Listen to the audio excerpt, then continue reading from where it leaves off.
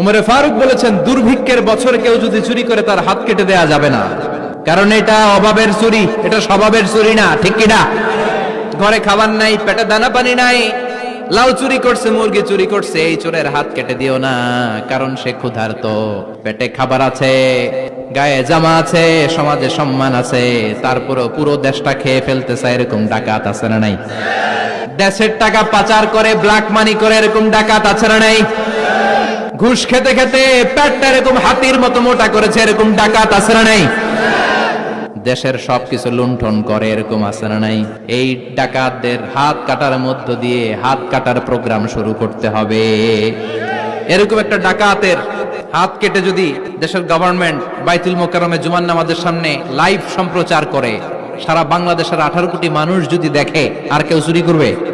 চুরি করার আগে 3 বার লাফ দিবে, যেরকম। ঠিক কিনা?